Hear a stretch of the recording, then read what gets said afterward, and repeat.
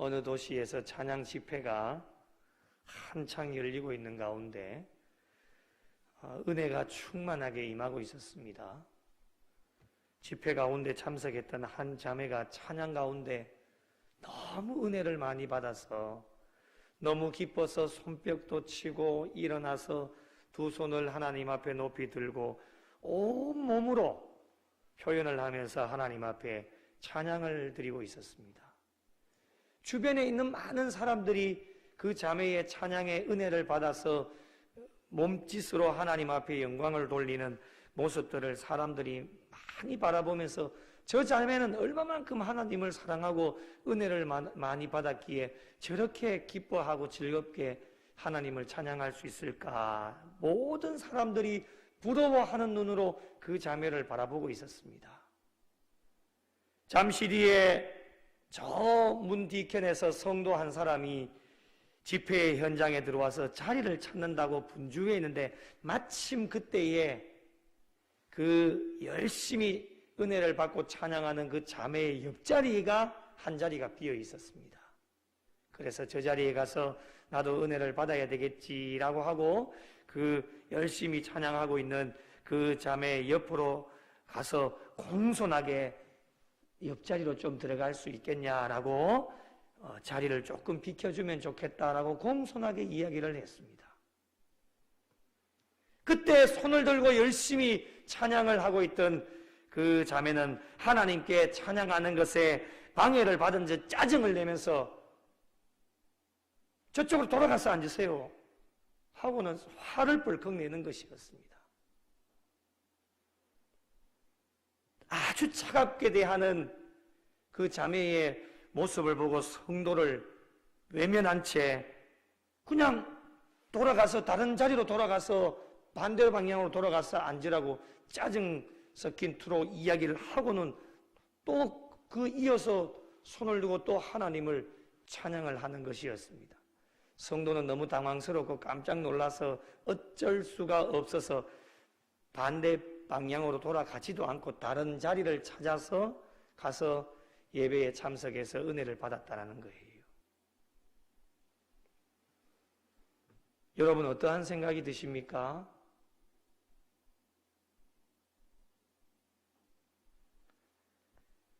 하나님께서는 어떠한 찬양을 원하실까요?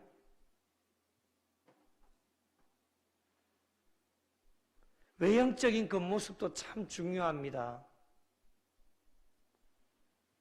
사람들이 보기에 참으로 아름다운 모습 말입니다. 그 자매가 그럴 줄 누가 알았겠습니까? 더 중요한 것이 있습니다. 그것이 무엇입니까? 바로 찬양하는 사람의 마음이 아니겠습니까? 마음속에서 우러나오는 진정한 찬양의 모습, 겉과 속이 다른 찬양의 삶이 아닌 삶 속에서 우러나오는 진정한 찬양의 모습을 하나님께서 원하시지 않을까 생각을 해보게 되어집니다.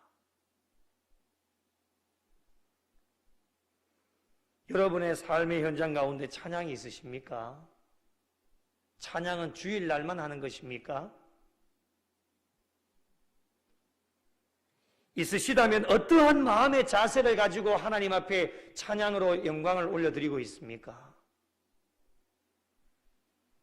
내 입술에 찬양의 열매가 있으십니까? 짜증내고 화내고 심지어는 욕까지 하면서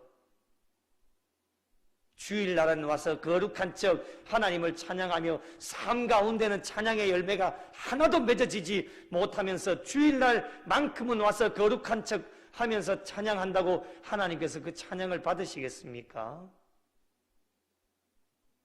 주일 하루만 반짝하는 찬양의 모습?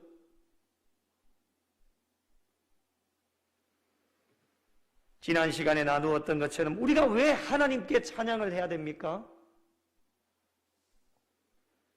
우리가 믿고 있는 하나님은 크시고 왕의 왕이시며 오직 유일한 분이시기 때문에 우리가 찬양을 하나님께 올려드려야 된다라고 우리가 말씀으로 은혜를 받았습니다. 우리에게 다른 이름을 주신 일이 없기 때문에 오직 유일하신 하나님이시기 때문에 우리가 하나님을 찬양해야 된다라고 말씀으로 우리에게 권면해 주셨습니다. 우리의 경배 대상은 하나님 한 분밖에는 없습니다. 사람이 절대로 경배를 받을 수가 없습니다. 대통령도 경배를 받는 대상이 아닙니다. 창조주 하나님을 인정할 때에 찬양의 열매가 내 입술에 맺히게 되어지는 것입니다. 찬양할 때 은혜를 받고 찬양할 때 옥문이 열리는 기적의 역사가 일어나게 되어지고 찬양할 때에 우리의 심령 가운데 기쁨과 성령의 충만함이 우리의 심령 가운데 있게 되어집니다. 찬양할 때 불평은 사라지고 찬양할 때 감사함이 넘쳐나게 되어지는 것, 그래서 하나님을 찬양하라고 우리에게 늘 말씀하여 주고 계십니다. 오늘날 저희들의 신앙의 삶에 찬양이라고 하는 것은 뗄래야 뗄 수가 없는 아주 중요한 것 중에 하나입니다. 오늘 본문의 첫 시작을 새 노래로 여호와께 노래하라 명령하고 계십니다. 말씀의 제목을 정해본다면 새 노래로 여호와께 노래하라 라고 정할 수가 있겠습니다. 지난 시간에 이어 하나님의 통치를 노래하며 하나님의 백성들을 찬양으로 초청하고 계십니다. 새 노래로 여호와 하나님을 찬양해라 명령입니다. 해도 되고 안 해도 되는 것이 아닙니다. 무조건 해야 합니다.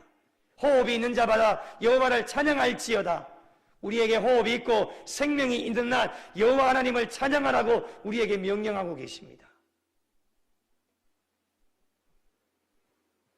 성경 여러 곳에 새 노래로 여호와께 노래하라 라는 표현이 많이 나옵니다. 시편 33편 3절, 오늘 본문 96편 1절, 뒤에 한 장을 넘기시면 98편 1절, 144편 9절, 이사야 42장 10절에 새 노래로 여호와를 노래하라 말씀합니다.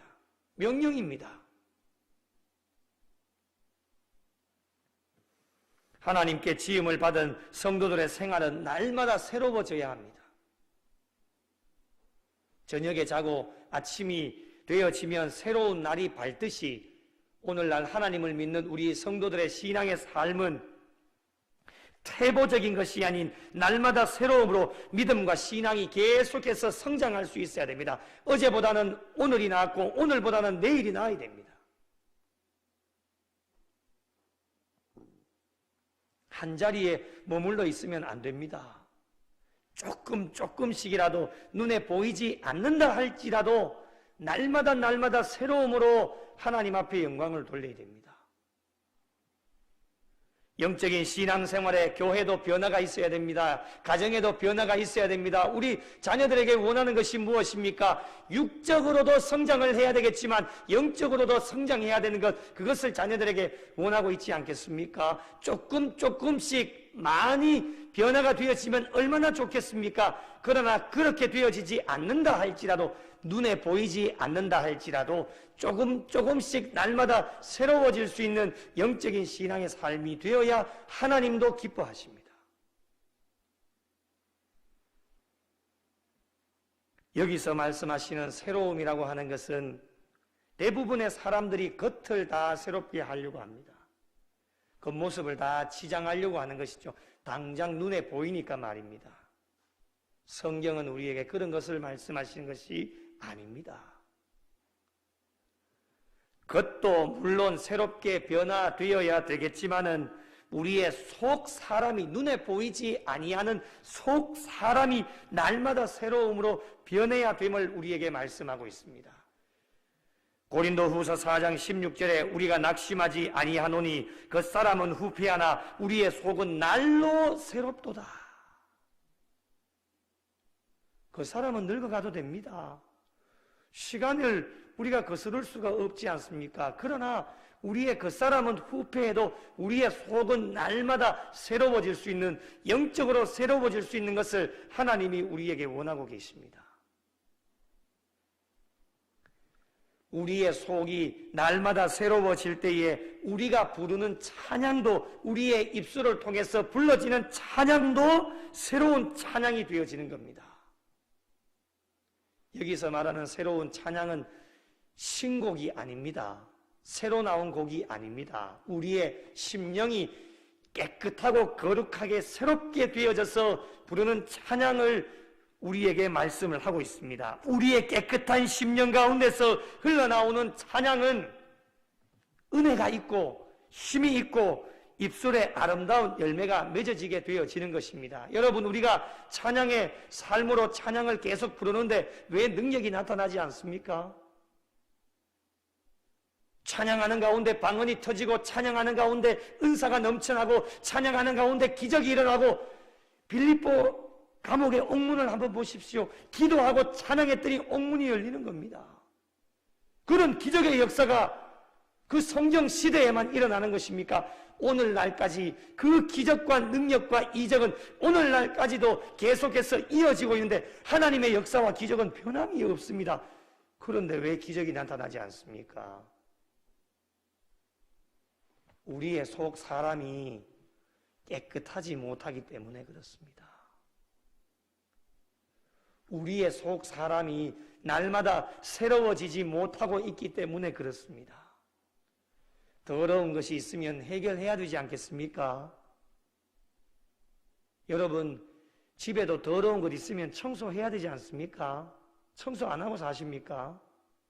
조금만 더럽고 이물질이, 오물이 떨어지면 걸레로 닦거나 청소기를 돌리거나, 옷도 더러워지면 빨래를 하지 않습니까? 그런데 왜 우리의 속 사람은 그렇게 하지 않습니까? 눈에 안 보이니까요. 이해할 만도 합니다. 그러나 눈에 보이지 않는 것을 더 중하게 여기셔야 됩니다. 눈에 보이지 않는 우리의 속 사람을 영적인 방법으로 날마다 새롭게 하고 깨끗하게 해야 우리 신앙인들이 얼마나 많이 찬양을 합니까? 그 찬양의 능력이 있고 이적이 있고 기적이 일어나지 않는 이유는 우리의 속 사람이 깨끗하지 못하기 때문에 그렇습니다. 더럽고 악하고 추악한 것이 가득하니까 우리의 입술을 통해서 나오는 찬양이, 기적이, 능력이, 힘이, 은혜가 없는 것입니다.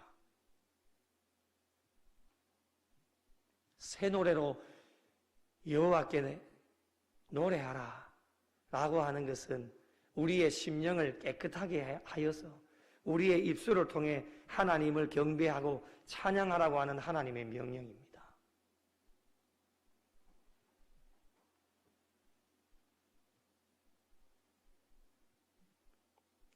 새 노래로 여호와께 노래하라고 명령하고 계시는데, 이렇게 명령하시는 이유가 무엇이겠습니까? 그것은 바로 하나님 때문입니다. 오늘 본문에 하나님은 어떠한 분이심을 우리에게 말씀을 하고 있습니까? 여러분 4절을 한번 보십시오. 여호와는 위대하시니 지극히 찬양할 것이요 모든 신들보다 경외할 것이며 여호와는 위대하시다 말씀합니다. 5절을 보실까요? 만국의 모든 신들은 우상들이지만 여호와께서는 하늘을 지으셨음이로다 말씀합니다. 천지를 창조하신 하나님이시기 때문에 우리가 여호와 하나님을 찬양해야 됨을 우리에게 말씀합니다. 6절 보실까요? 존귀와 위엄이 그 앞에 있다. 능력과 아름다움이 그의 성소에 있다라고 고백을 하고 있습니다. 여러분, 하나님은 위대한 분이십니다. 그 이유를 설명하자면 한도 끝도 없습니다. 하루 종일 몇 박 며칠을 해도 하나님의 위대하심을 설명하는 것에는 끝이 없습니다. 대표적으로 몇 가지만 말씀을 드려볼까요? 하나님이 왜 위대하실까요? 하나님은 온 세상 모든 것을 창조하시고 온 만물을 지으셨고 인간을 만드셨기 때문에 위대하신 분입니다. 이렇게 할 수 있는 분이 이 세상에 있습니까? 아무도 없습니다. 하나님 한 분밖에는 없습니다. 저와 여러분을 살리시려고 하나밖에 없는 독생자들 예수 그리스도를 이 땅 가운데 보내어 주셨습니다. 예수 그리스도를 믿음으로 말미암아 구원의 놀라운 사역을 이루어 주셨습니다. 이렇게 하실 수 있는 분이 있습니까? 다른 어떠한 종교도 그렇게 하지를 못합니다. 오직 기독교만이, 오직 하나님만이 독생자들 예수 그리스도를 우리에게 보내주셔서 저나 여러분이나 그분을 믿고 세상의 자녀에서 하나님의 자녀가 되었습니다. 그러니 하나님은 위대하신 분입니다. 우리가 그분을 찬양해야 됩니다. 그뿐만이 아닙니다. 구원의 역사를 베풀어 주셨을 뿐만 아니라 믿는 자들에게 또한 예수 그리스도를 믿지 않는 많은 영혼들에게 복음을 전할 수 있는 사명자로 직분과 직책을 우리에게 주셨다고 하는 것, 그렇기 때문에 하나님이 위대하신 분입니다. 이 세상에 누가 그렇게 할 수 있는 사람이 있습니까? 한 사람도 없습니다. 그래서 유일하신 분입니다. 위대하신 분입니다. 하나님 밖에는 이렇게 하실 분이 없기 때문에, 위대하신 분이기 때문에 위대하신 하나님을 인정하게 되어지면 자연스럽게 우리의 입술에서 고백되어지는 것이 무엇이냐? 하나님을 경외하고 찬양하고 경배하는 일밖에는 우리가 할 수 있는 일이 없습니다. 여러분, 여호와 하나님께서 위대하신 것을 어떻게 말로, 글로 표현할 수가 있겠습니까? 우리는 표현할 수가 없습니다. 우리가 할 수 있는 일은 하나님께서 주시는 은혜를 받고 마음을 늘 새롭게 하여서 위대하신 하나님을 찬양하고 그 이름에 합당한 영광을 하나님께 올려드리는 일밖에는 우리가 할 수 있는 일이 없습니다. 그리고 그의 영광을 만국에 선포하면서 하나님께서 백성들 가운데 베풀어 주신 기이한 이적과 행적을 만민에게 선포하며 나가는 일 외에는 우리가 할 수 있는 일이 없습니다. 그것이 우리에게 주어진 사명입니다. 왜 만민에게 나가서 우리가 선포하지를 못합니까? 여러 가지 이유가 있겠지만은 가장 큰 이유는 위대하신 하나님을 인정하지 않기 때문입니다.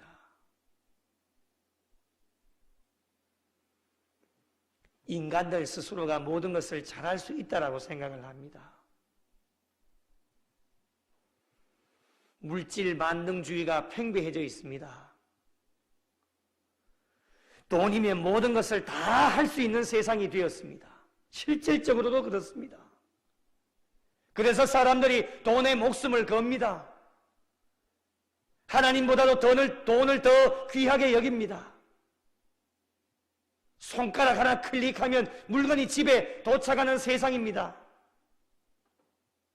얼마나 편한 세상에 우리가 살고 있습니까? 그러니 하나님을 경외하지 않습니다. 하나님을 인정하지 않습니다. 그러니 세계 만국에 나가서 여호와 하나님을 선포하고 고백하는 일이 없습니다. 그렇게 하지 않습니다. 하나님을 위대하시다라고 인정하지 않는데 우리가 어떻게 만국에 세상에 믿지 않는 많은 사람들에게 나가서 복음을 증거할 수 있겠습니까? 그렇게 하지 못합니다. 아무리 코 끼어서 데리고 가도 그렇게 할 수가 없어요. 본인 스스로가 하나님의 위대하심을 인정하지 않는데 세상 사람들 앞에 세워놔봤자 아무런 이야기를 할 수가 없습니다. 그래서 하나님을 경외하지 않습니다. 사람에게 능력이 있고 돈의 힘도 강하고 권력의 힘도 있고 모든 것이 사람의 손에서 자기가 가지고 있는 능력과 힘을 가지고 다 해결이 되어지니까 하나님을 경외하고 하나님을 인정하지 않습니다. 이런 세상 가운데 저와 여러분이 지금 살아가고 있습니다. 나도 모르는 사이에 물질 만능주의에 빠져서 돈이 최고가 되어집니다. 그래서 주일하고 바꿔버립니다. 하나님과 바꿔버립니다. 형편이 어쩔 수 없어서 회사에서 출근을 해야 되어서 그렇게 할 수 있는 분들도 있습니다. 오해하지 말고 들으십시오, 여러분. 그 마음이 어떠한 마음을 가지고 있느냐에 따라서 달라진다고 하는 것입니다. 사람의 손에 달려있다고 하는 세상인데요. 여러분, 성경 말씀을 보면 그것이 우리 인간들의 착각이다라고 하는 것을 금방 알 수 있습니다. 말씀 한 구절을 한번 찾아볼까요? 역대상 29장으로 한번 가보겠습니다.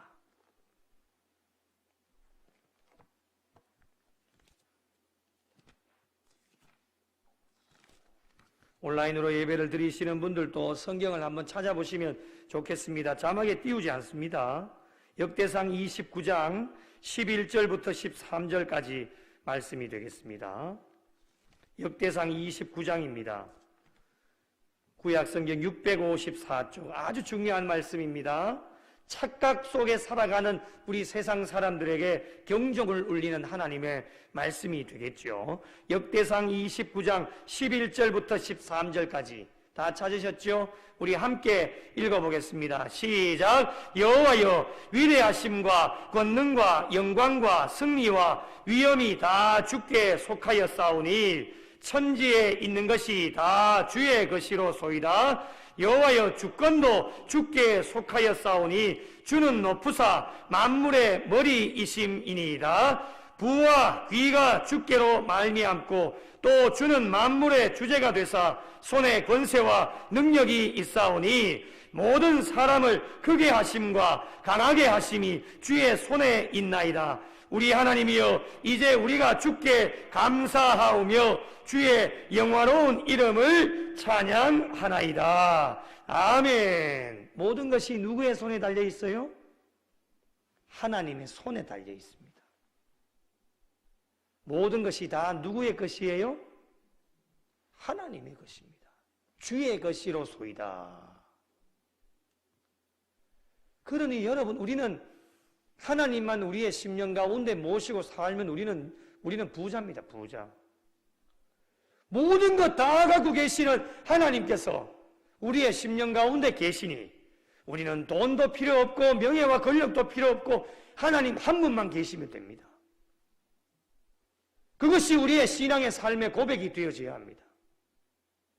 이것이 인정이 되어지지 않으면 우리의 믿음과 신앙 다시 한번 생각해 보셔야 됩니다. 아이고, 누가 한번 물어보십시오.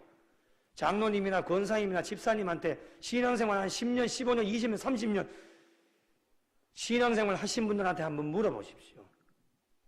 하나님이 좋습니까? 돈이 좋습니까? 라고 물어보면 다 하나님이 좋다고 얘기를 합니다. 나는 목사님, 난 돈이 좋아요. 그렇게 얘기하는 사람 한 사람도 없습니다. 부끄러워서라도 그렇게 안 할 겁니다. 그런데요, 말은 그렇게 하면서도 신앙으로, 인생으로 삶을 살아가는 것 보면 하나님보다 돈이 더 우선입니다. 그러니까 문제가 되어진단 말이죠. 모든 것이 다 하나님의 손안에 있습니다. 우리의 돈도, 명예와 권력도, 건강도, 우리가 하는 일도 하나에서부터 10까지 다 하나님의 손안에 있습니다. 그렇기 때문에 역대상 29장 13절에 우리 하나님이여, 이제 우리가 주께 감사하며 모든 것이 다 하나님의 손안에 달려있으니까 그분을 우리가 모시고 사는 것이 얼마나 감사한 일입니까? 주의 영원하온 이름을 찬양하나이다.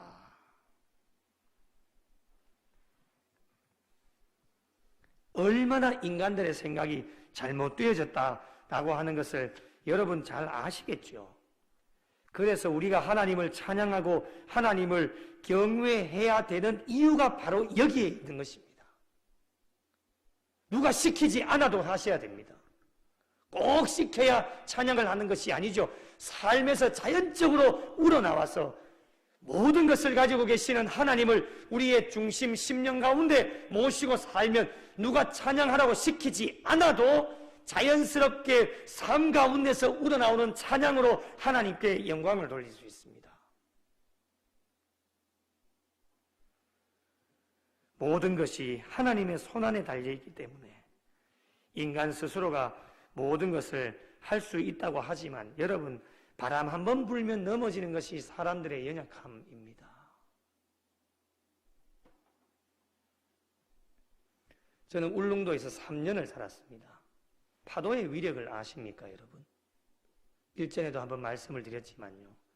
저는 태풍이 올 때마다 우리 교회나 집 꼭대기에 올라가서 구경한다 하면 좀 그렇지만 파도의 위력이 얼마나 센가라고 하는 것을 어릴 적, 제가 중학교 1학년부터 3학년까지 있었으니까 그때 그래도 어렸지 않습니까? 막 동네 친구들하고 올라가가지고 막 파도가 막 치는 것을 보면은 막 무섭기도 하고 신기하기도 하고 그렇습니다.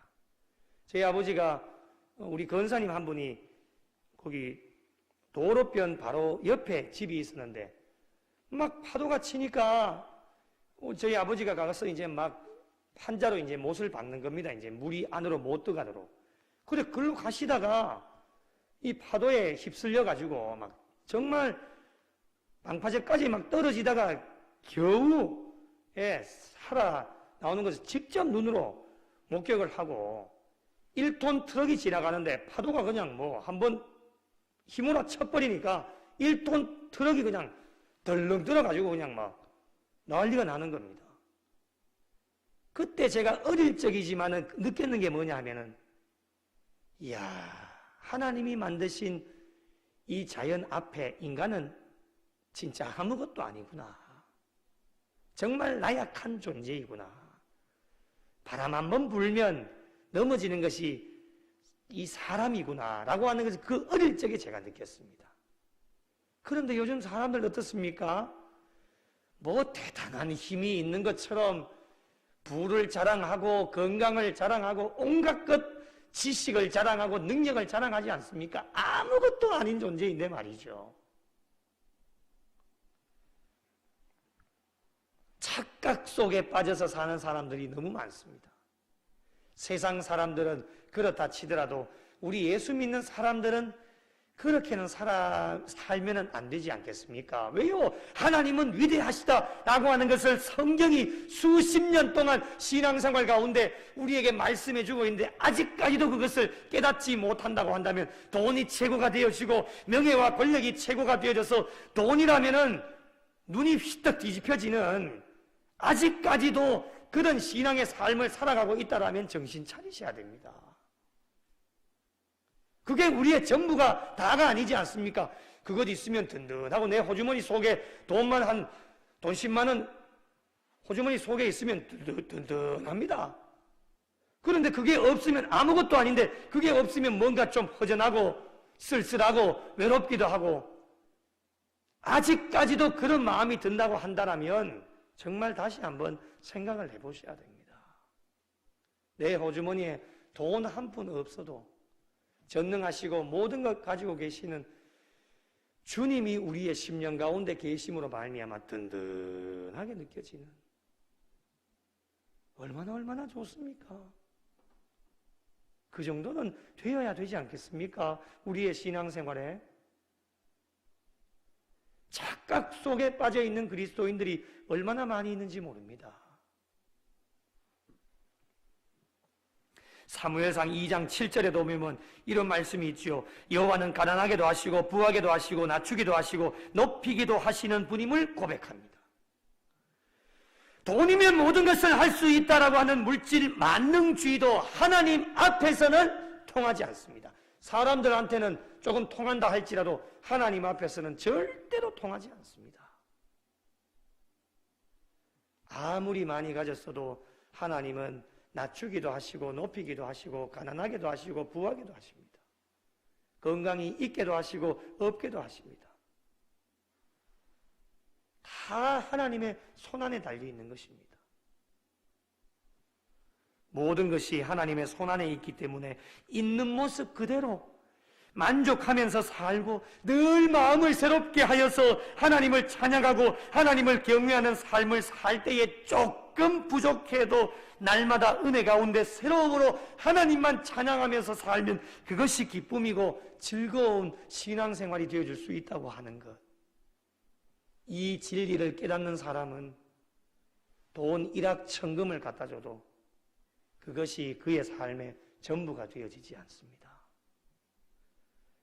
그거는 아무것도 아닙니다. 죽을 때 돈 한 푼 가지고 가지를 못합니다.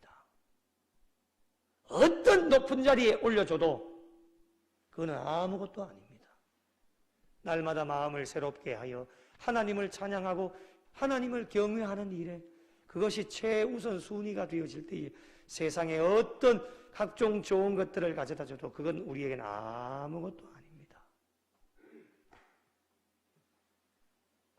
오늘 본문에 보니까 개인뿐만 아니라 민족에게도 여호와를 찬양할 것을 명령을 하고 계십니다. 7절 말씀을 보실까요? 만국의 족속들아 영광과 권능을 여호와께 돌릴지어다. 민족이 왜 하나님께 영광을 돌려야 됩니까? 그 이유를 10절에 설명을 하고 있습니다. 10절 말씀을 보시면 모든 나라 가운데서 이르기를 여호와께서 다스리시니 세계가 굳게 서고 흔들리지 않으리라. 그가 만민을 공평하게 심판하리라 할지로다 말씀합니다. 여호와께서 다스리시니 세계가 굳게 서고 흔들리지 않기 때문에 민족 또한 하나님께 영광을 돌려야 된다라고 우리에게 말씀을 하고 있습니다. 여러분, 한 나라의 흥망성쇠는 대통령에게 달려있는 것이 아닙니다. 하나님께 달려있습니다. 교회의 흥망성쇠는 목사에게 달려있는 것이 아닙니다. 하나님께 달려있습니다. 우리 가정이 흥하고 잘 되어지고 못 되어지는 것은 각각 개인 가족의 구성원들이 잘해야 되는 것도 있겠지만은 모든 것이 하나님께 달려있습니다. 자녀들이 잘 되어지는 것, 부모가 뛰어나고 훌륭하고 돈을 많이 되어진다고 해서 되어지는 것이 아닙니다. 자녀 또한 하나님께 달려있기 때문에 하나님께 맡기셔야 됩니다. 내가 하는 것이 아니지 않습니까? 하나님께서 모든 나라를 다스리시고 굳게 서게 하시고 흔들리지 않게 하시니까 모든 민족과 나라는 어떻게 해야 되겠습니까? 오늘 본문의 11절과 12절을 함께 읽겠습니다. 함께 읽겠습니다. 시작. 하늘은 기뻐하고 땅은 즐거워하며 바다와 거기에 충만한 것이 외치고 밭과 그 가운데에 있는 모든 것은 즐거워할지로다. 그때 숲의 모든 나무들이 여호와 앞에서 즐거이 노래하리니. 아멘. 우리가 언제까지 기뻐하고 즐거워하며 마음을 새롭게 해서 하나님을 찬양하는 삶을 살아야 될까요? 그 답은 주님 오실 때까지입니다. 주님 오실 날이 얼마 남지 않았다라고 많은 사람들이 말을 합니다. 언제 주님 오실지 알 수 없기 때문에 주님 오실 때까지 새 노래로 여호와께 노래하라는 하나님의 명령에 순종하면서 찬양의 삶으로 하나님께 영광을 올려드릴 수 있어야 됩니다. 개인뿐만이 아니라 민족도 새 노래로 여호와께 노래하라, 그 명령의 말씀을 우리가 잘 실천하고 순종해 나갈 수 있어야 됩니다. 말씀을 마무리하겠습니다. 사랑하는 성도 여러분, 하나님께서는 변함없이 저희들을 사랑하셔서 날마다 찬양으로 우리를 초대하고 계십니다. 공부하십니까? 힘들고 어려우십니까? 번민 가운데 있습니까? 하나님은 찬양하라고 우리를 초청하고 계십니다. 즐거우십니까? 행복하십니까? 감사함이 넘치십니까? 하나님은 변함없이 우리를 사랑하셔서 찬양으로 우리를 초대하고 계십니다. 어떠한 형편과 환경 속에 있다 할지라도 하나님을 찬양하는 일에 있어서 결코 소홀함이 없도록 하나님의 은혜를 받고 우리의 심령, 겉사람도 깨끗해야 되겠지만 우리의 눈에 보이지 않는 속 사람이 날마다 새로워져서 깨끗하고 거룩한 삶이 되어져서 하나님을 찬양하고 경외하는 일에 적극적인 신앙의 삶이 되어야 합니다. 오늘도 저와 여러분에게 명령하고 계십니다. 새 노래로 여호와께 노래하라. 온 땅이여 여호와께 노래할지어다. 만국의 족속들아 영광과 권능을 여호와께 돌릴지어다. 우리에게 명령하고 계십니다.